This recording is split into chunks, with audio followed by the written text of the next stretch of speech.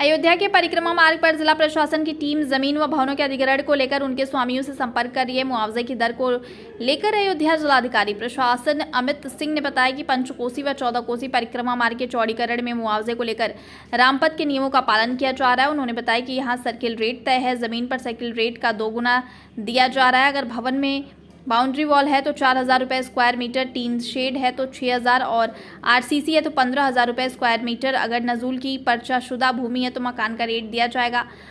अगर पट्टा की अवधि समाप्त हो गई है तो पुनर्वास हेतु 1 लाख से 10 लाख की धनराशि दी जाएगी। 21 मीटर की सड़क में यह प्रयास किया जा रहा है कि ज़्यादा से ज़्यादा सरकारी भूमि का प्रयोग हो, कम से कम अधिग्रहण व तोड़फोड़ किया जाए। परिक्रमा मार्ग पर पेड़ों की कटान हेतु समिति बनाई गई है। यह समिति निर्धारण करेगी कि कौन सा पेड़ काटना है और कौन सा नहीं, जिससे परिक्रमार्थियों के विश्राम हेतु पेड़ बच सके। जिन भूमि का विवाद चल रहा है उसमें रामपथ के अनुसार सहमति के आधार पर अधिग्रहण किया जाएगा और पैसे को होल्ड कर दिया जाएगा। जो मुकदमा जीतेगा उसके खाते में धनराशि दे दी जाएगी। देखिए, पंचकोसी और 14 कोसी मार्ग में जो नियम है वो रामपथ के नियम के बराबर है। इसमें जिन लोग की इसमें हमारा जिलाधिकारी महोदय का सर्किल रेट तय है। यदि किसी की ज़मीन जाएगी तो उसको सर्किल रेट के हिसाब से जितना ज़मीन जाएगा उसका 2 गुने का मुआवजा मिलेगा, और जो मौके पे भवन खड़ा है उसको उसके भवन का रेट मिलेगा। भवन के रेट 3 प्रकार के हैं। यदि बाउंड्री है तो 4,000 स्क्वायर मीटर है, टीन शेड है तो 6,000 स्क्वायर मीटर है, और आरसीसी का छत है तो 15,561 रुपये स्क्वायर मीटर है। यदि वो नजूल की भूमि बना हुआ है और नजूल में उसका पर्चाशुदा है मकान, तो उसे केवल भवन का बनाम मिलेगा, क्योंकि ज़मीन राज्य सरकार की है।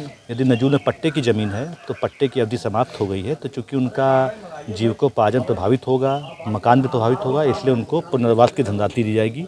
ये धनराशि हमने रामपथ और भक्तिपथ के बराबर न्यूनतम 1 लाख, अधिकतम 10 लाख रखी है। इसके अलावा पूरे इस दोनों परिक्रमा में जो भी दुकानदार प्रभावित होगा, चाहे वो किराए पे हो और चाहे खुद का मालिक हो, उसकी दुकान का मुआवजा उसको अलग से दे होगा।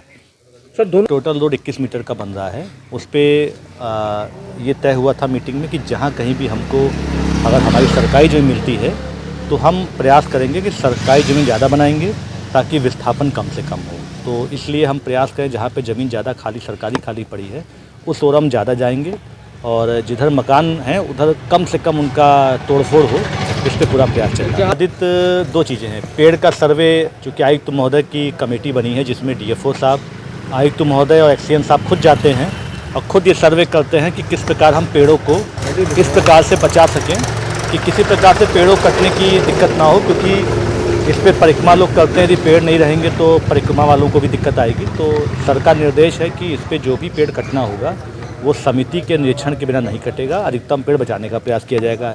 जहाँ पे मकान या ज़मीन डिस्प्यूटेड है, किसी कोर्ट में मुकदमा चल रहा है, तो हमने रामपथ पे किया था कि हमने पैसा उनका होल्ड कर लिया था, मकान उनका हमने उनकी सहमति से तोड़ दिया था, जिसके पक्ष में मैं जो मुकदमा जीतेगा उसके खाते अंकित कर दिया जाएगा। परिक्रमा मार्ग जो पीछे जा रहा है उस पर हम जब बूथ से आगे आते हैं उधर तो हम सरकारी ज़मीन में जा पा रहे हैं, क्योंकि वहाँ पे ज़मीन दलदली नहीं है, ज़मीन सूखी है, खेत है। जहाँ पे हम चक्रतीर्थ के पीछे का आप एरिया देखेंगे तो पीछे काफ़ी दलदल है। और जब यहाँ पे सर्वे हुआ था, हमने सैटेलाइट सर्वे कराया था, जल निगम सर्वे कराया था, तो यहाँ पे 10 फीट पे पानी है। तो दलदल में जो मिट्टी का जो अर्थवर्क नीचे होगा, यदि भविष्य में कभी भी यहाँ पानी का सीपेज हुआ तो रोड बैठ सकता है। इसलिए हमने इसको पीछे से प्लान कैंसिल किया था। और चक्रतीर्थ में जब हम अंदर से लेके आए थे तो मेरे पूरे सर्वे में यहाँ तक